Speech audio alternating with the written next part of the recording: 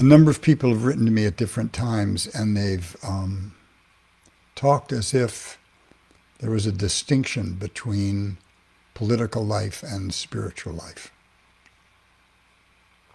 There isn't, at least not for Buddhists.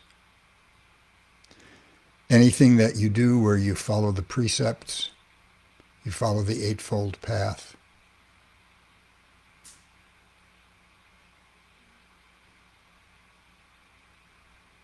is part and parcel of an enlightened life. And when Jesus threw the moneylenders out of the temple, that was a direct extension of his spiritual work. When the Vietnamese Buddhist monk Quang Duc burned himself alive on the streets of Saigon, protesting the Thieu administration's repression of Buddhists, that was a direct expression of his spiritual work. And we're called upon in secular practice to be engaged in our secular life. And our tendency to create dichotomies, dualities, which Buddhism is always in the process of undoing, our tendency to create dualities leads us to believe that matter and spirit are different, that goals and ends are different, and that spiritual and political are different. And it's not true. And certainly if everyone in this country who went to church regularly on Sunday actually lived by the edicts of Christ or Moses, our world would be very different. If every Buddhist was engaged politically, and by that I mean city council, school board, library book buying agendas, running for office, volunteering, actively being a part of the society that they live in, that society would be very different. So, as relieved as most of us are, I think, that Joseph Biden won the presidency and he's proceeding at haste to put in a cabinet that's based on competence, resembles America and its breadth of talents and races and cultures. I think we've got some tough facts to face. And they're framed politically, but there's a direct spiritual component which I'm going to lead toward or indicate. So the first thing that we have to deal with is that after 4 years of basically destroying government rules and norms of our culture, denigrating his competitors, denigrating Democrats, Donald Trump picked up 10.1 million new voters in the last election. Think about that. The Republicans flipped 14 seats. The Democrats flipped 3. So after this big Democratic win in 2008, 2014, we've lost ground. And even though we won the presidency, the Senate is not secure. We don't know yet if Biden will actually have a mandate to lead. We don't know if he'll be as obdurately blocked as Obama was blocked by bad faith actors. A party that has wholeheartedly thrown its support behind an authoritarian, anti-democratic president. 110 members have actively preached sedition, overthrowing the vote, that elected Joe Biden. This is serious, folks.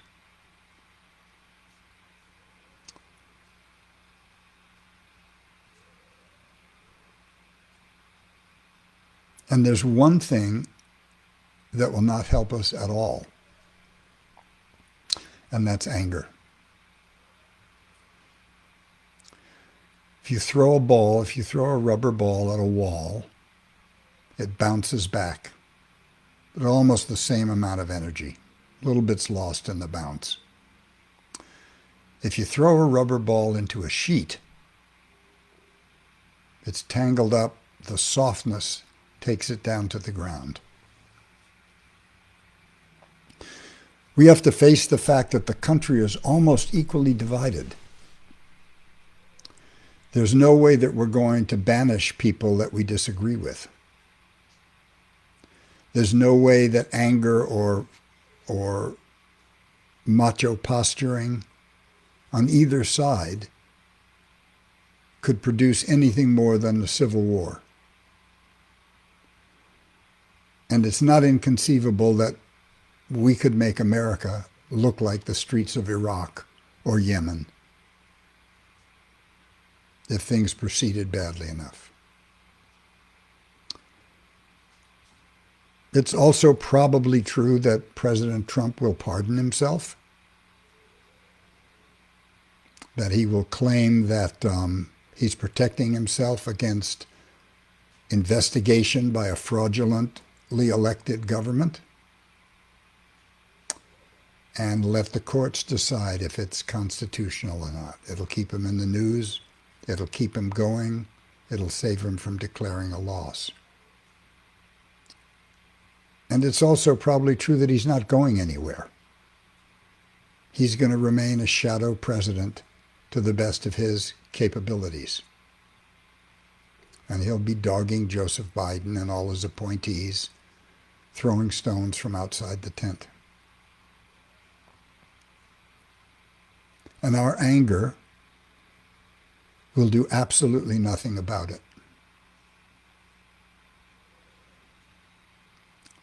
So when Barry Goldwater lost the election,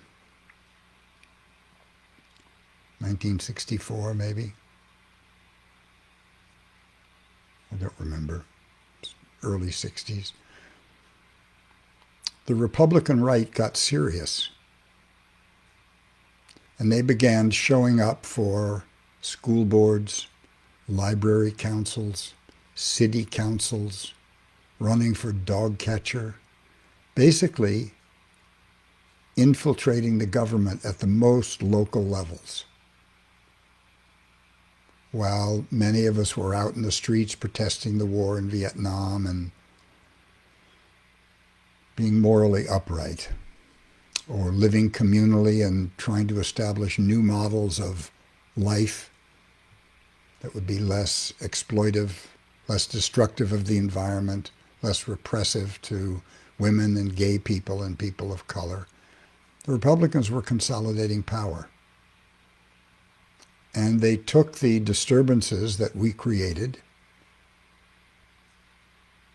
Everything, by disturbance, I mean everything from the 1960s excesses to the political riots to the weathermen blowing up buildings. And they said, enough. And they elected Richard Nixon. And then they elected Ronald Reagan. And Ronald Reagan was far more dangerous. Richard Nixon looked like a crook, and he got caught with his hand in the till. Ronald Reagan was like a very smooth, genial Donald Trump. He made up stuff all the time. The newspapers gave him a pass more often than not because he was congenial. He broke the law with the Iran-Contra, violated the will of Congress, used money from the sale of drugs to buy weapons to fight the Contras in South America. Not the great man that he's lauded to be, in my estimation, Even as president of the Screen Actors Guild, he was a snitch for the FBI in fighting union organizing. But he led basically a 40-year program against unions, against labor, supporting the corporate people that he was a shill for. He was a spokesman for Westinghouse. And since he's been in office, wages for working people have remained flat in actual buying power. Absolutely flat.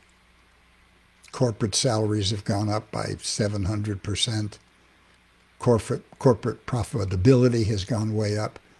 And over the last 40 and 50 years, we've seen money run directly to the top. The president gets to do whatever he wants. The Secretary of State gets to do whatever they want.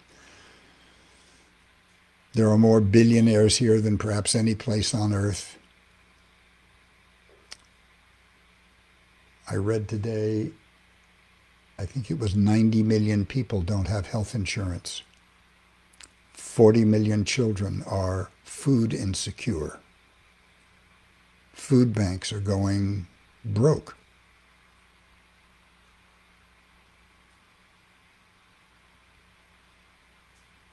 What controls the flows of money in the culture are public policies. And what often controls public policies are the myths that are told to voters. And as Buddhists, part of our job is to be able to see the difference and understand the difference between myth, delusion, in other words, and reality.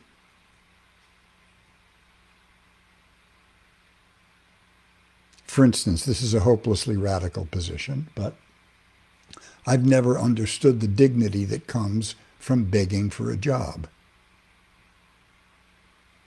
If you have no means of production available to you, you have nothing to sell but your labor. Consequently, you have to beg for someone to hire you.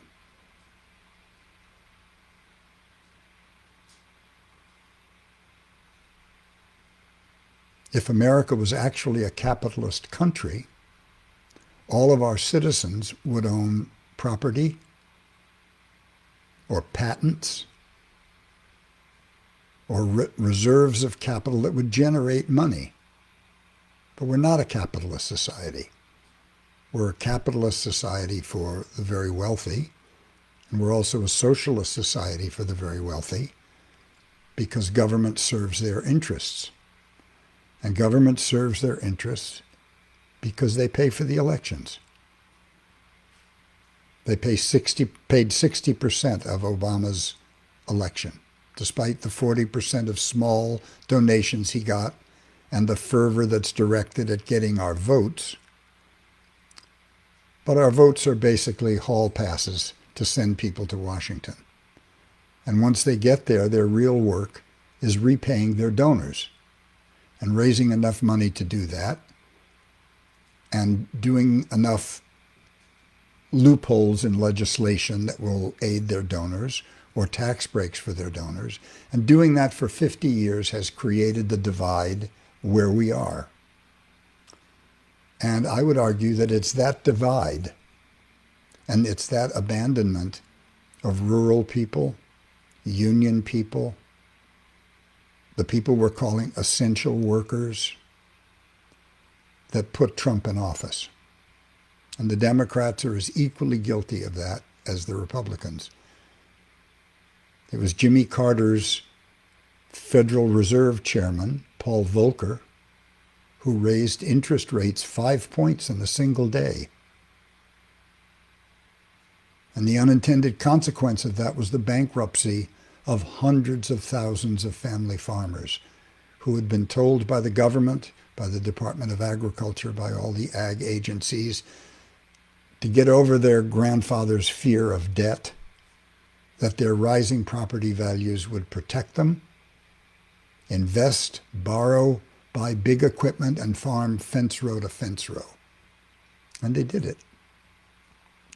And Paul Volcker raised interest rates, and they went bankrupt. 1973, the leading cause of death on the family farm was suicide. You got a lot of Trump voters, nascent Trump voters right there.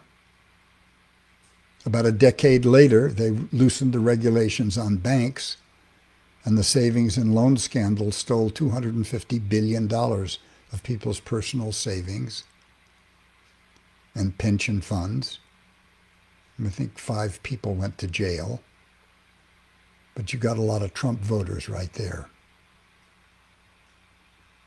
Less than 20 years after that, under President Clinton, they ended Glass-Steagall. They relaxed the banking regulations again. And they collapsed the economy in 2008 in what federal investigator William Black called a Ponzi scheme, which was the selling of fraudulent mortgages. A couple of good ones, a whole bunch of garbage ones wrapped up and given phony ratings by the rating agencies. No one went to jail. No one paid any kind of significant fine. Even a fine of billions for companies that are ranked in the trillions is meaningless. So I'm doing all this to say that we got here through a long chain of events. It took us 40 or 50 years to unwind the New Deal and to overcome the Roosevelt liberal take care of the weak philosophy that had brought this country back to wealth after World War II. So it's on us now. We've inherited a mess, and the only thing we can control are our own intentions and our own actions. So I guarantee you that self-righteousness and anger will do nothing except provoke things to be worse. The Iranians pretended to be the Proud Boys and sent letters to people in Georgia as the Proud Boys, telling voters that if they didn't vote for Trump, we know where you live and we'll get you. That was reported on the news. So our disturbances, our dissensions, our divisions make us weak, and they make us vulnerable to foreign actors. So what can we do?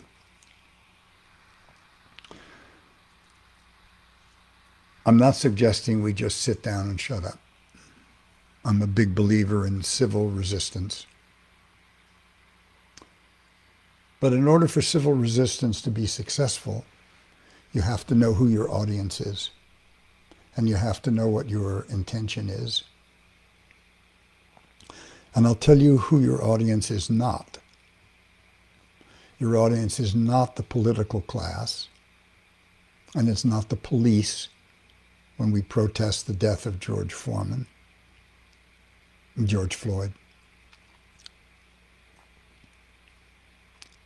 The audience is always the same. The audience is always the broad mass of American people whose minds we have to change, whose minds we invite to change. Nobody changes their mind when they're being shouted at. And without the broad mass of American people, we don't achieve 51%. And democracy is that simple. It's a game of addition. And so to insist that everybody be just like us, that everyone be as radical as I am, or as profound as this one is, or as socialist as this one is, it's a recipe to lose 14 seats.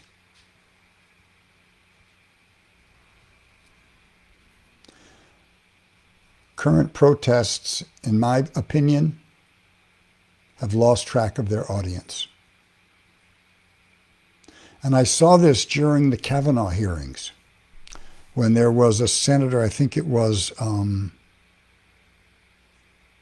Republican, I think from Arizona. I forget his name, but he wasn't a bad guy.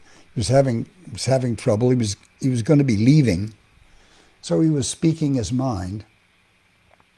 And a bunch of women cornered him in an elevator. And these women were survivors of sexual assault. And my heart went out to them. They were my sisters. They cornered this guy in the elevator, and they screamed and shouted and badgered him and embarrassed him. And they had no idea that the people watching in Iowa and Nebraska and across the broad expanse of the country between the Appalachians and the Sierras were people who by and large would never have the temerity to scream at legislators. And those were the people that we were asking to make up their minds to join us. But the girls were so caught up in their own anger and so caught up in the correctness of their position that they forgot what a protest actually is. A protest is an invitation to a better world. And nobody's going to accept an invitation when they're being screamed at. So one of the things we have to consider is, how do we protest? And for my money, we can't go wrong by looking back at the original civil rights protesters in the late 50s and early 60s. They dressed like they were going to church. They were on a sacred mission. It was a spiritual act. And they knew what they were in for. They were inviting violence, public violence, to show the American people what it was like to be black in Mississippi, in Georgia, in Alabama. They never raised their voices unless they were singing. So the protests were silent. So those are two things to remember. Dress like you're going to church, and show the American people the discipline of your silence. Let your signs do the talking. Now we have a new phenomenon. Today we have provocateurs. When we're protesting the police, there are agents of the police disrupting the protests. There are right-wingers disrupting the protests, making them look bad, pretending to be protesters. So we need a strategy for that. The strategy that I propose is that every protest appoint proctors, monitors, and give them reflective yellow vests, really cheap, so they all look the same and they all have whistles. And all they do is they watch the crowd. And at the first sign of violence, they blow the whistles, and all the people who are there to protest should sit down. And it makes it very clear who's destroying buildings, who's looting, and who's there to protest. Makes it much harder for your protest to end up as a Republican campaign video.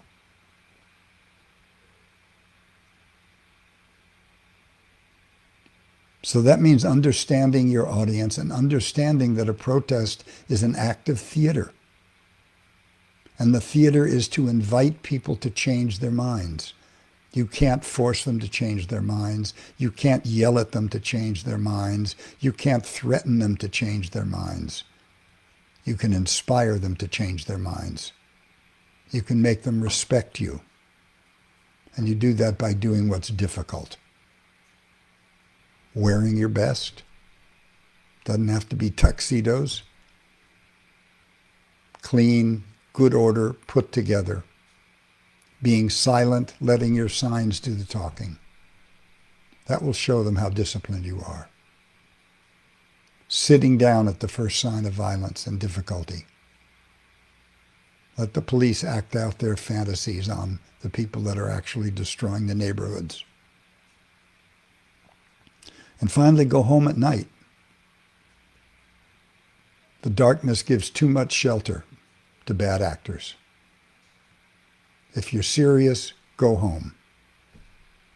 Pretty soon it becomes known to everybody what a protester is. A protest is not somebody screaming, destroying property, burning it down. A protester is a person who's standing up, placing their life on the line with their brothers and sisters, behaving as if they want to inspire the people watching. If we do that, there's a chance we could win. I want to tell everybody about a website or a person that you should look at, because I was inspired by this. There's a woman at Harvard named Erica Chenoweth, Chenoweth. And she's been a long-time student of nonviolent civil resistance, and she's a believer in it. And she and a partner have done a research from 1900 to 2006 of resistance of various kinds all over the world. And what surprised me was the discovery that nonviolent civil resistance was twice as effective at toppling governments, changing regimes, changing political life as violence.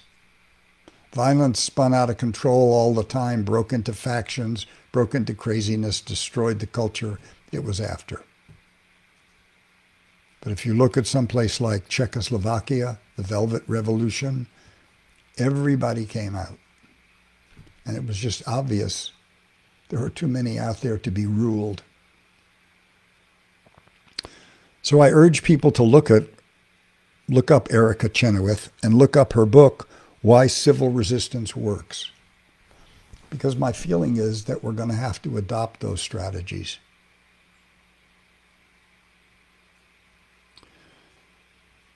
So I've been doing a lot of thinking.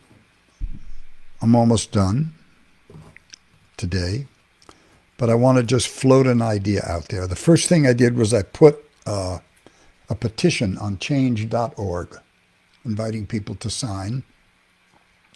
And basically it's a petition to the national news media saying, we the undersigned understand why it was in your interest to give Donald Trump so much airtime when he was running for the president. We also understand that that free airtime was a major contribution to his campaign. After 4 years of watching him destroy rules and norms and act like a warlord, we're done.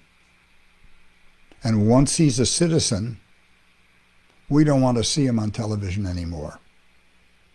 And if you continue to use him to bolster your ratings, we the undersigned are going to change the channel and boycott your advertisers. It's just an attempt to push him back into the woodwork. Because he's very smart. And he'll make trouble every day, knowing that the news will report on it. And the news will report on it because it's good for their ratings. So finally, I come down to the idea of a general strike. What would a general strike be? Well, stop shopping. Buy just as little as you can get away with. A gallon of gas, 2 gallons of gas. Trade your old clothes with your neighbors. Fix things, make do with things. Just stop shopping. The fuel of the system is money. And until we can get it out of our political system, we're never going to be able to express ourselves as spiritual beings. I have a shopping list. I'm sure you have a shopping list. But I think every shopping list ought to include full federal funding for elections and the prohibition of gifts from lobbyists to legislators. That's the least. We ought to tie wages to profits. We ought to change our farm policy from Earl Butt, Secretary of Agriculture, telling family farmers, get big or get out. An act of sublime ignorance with no understanding of the cultural value of independent family farms. most of whom are now working as one step above chattel slaves to agribusiness. So make your shopping lists. But the devil within is our anger, is our feeling that we're separate, we're better, we're different, we're the good guys. We're all humans. We're all radios tuned to the human frequency. We have everything blowing through us that every other human has. So the only legitimate question, the only question that's practical is, golly, what experiences did those humans have that make their conclusions so different than mine? And if we begin by asking that, if we begin by relinquishing our ideas of moral superiority, our self-righteous anger, our indulgence in screaming and shouting, we might get serious. We might get strategic. We might start volunteering for local civic organizations. We might start showing up at city council meetings and taking care of our local politics. And if we do it politely, and if we do it insistently, and if we do it without anger and superiority, I think we'll be better than the Republicans. If not, we're in for a dark time.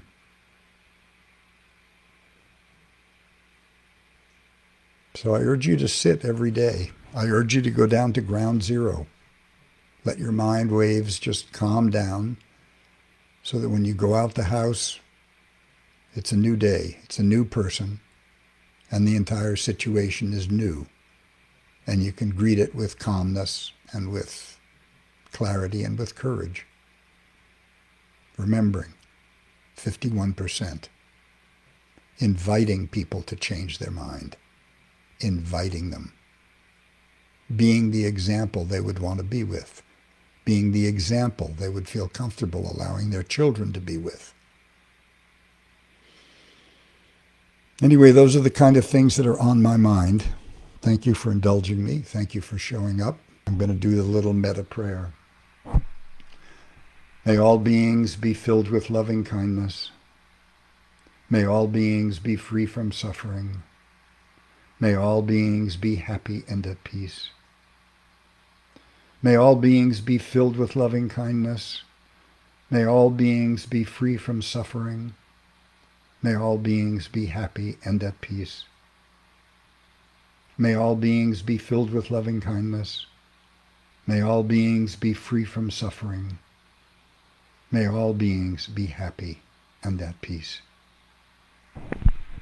Thank you all very much.